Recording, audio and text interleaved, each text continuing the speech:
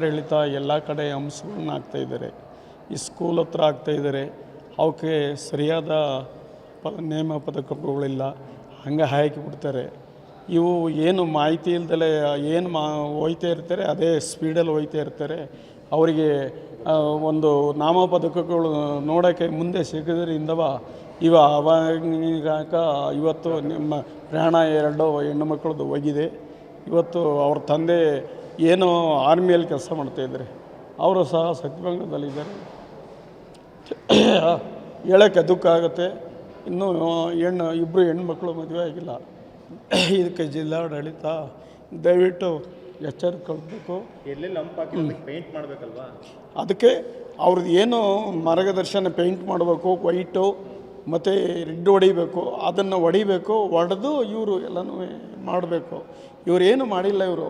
ಹಂಗಾಗಿ ಅವಕ್ಕೆ ದಿವಸ ಕಾಲೇಜ್ ಹತ್ರ ಹೋಗ್ಬೇಕಾದ್ರೆ ಅವಕ್ಕೆ ಮಾಹಿತಿ ಇಲ್ಲ. ಹೋಗಿ ಸ್ಕಿಡ್ ಆಗಿ ಬಿದ್ದಿದ್ದಾರೆ. 2 ಹೆಣ್ಣು ಮಕ್ಕಳು ಪ್ರಾಣ ಹೋಗಿದೆ.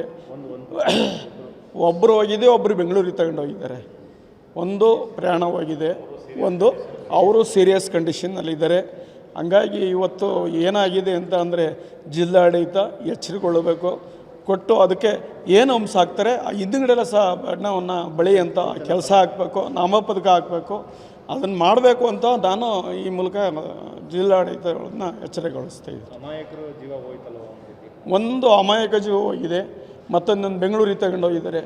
ಅದು ಯಾರ್ದು ಹೋದ್ರು ಜೀವ ಅಲ್ವ ಸರ್, ಅದು ಯಾರ ಮನೆ ಆದರೂ ಹೆಣ್ಮಕ್ಳೇ ಜೀವನೇ ಸರ್. ಅದು ಎಲ್ಲಿಗೆ ಹೋಗ್ತಿರಂತ ಸರ್ ಅವರು ಕಾಲೇಜ್ ಹತ್ರ ಹೋಗ್ತಾ ಇದ್ದಾರೆ. ರಾತ್ರಿ ಆಗದೇನೋ ಊಟ ನೆಂಟರ ಮನೆಗೇನೋ ಹೋಗ್ತಿದ್ರು?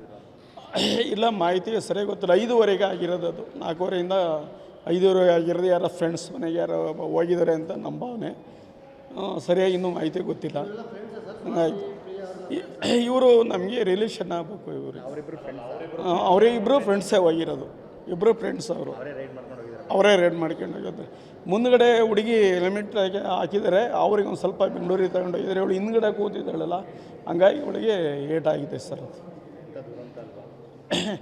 ದುರಂತ. ಈ ದುರಂತಕ್ಕೆ ಬೇಗ ಅವರು ಜಿಲ್ಲಾಡಳಿತ ಒಂದು ಪರಿಹಾರ ಕಾಣಬೇಕು ಸರ್.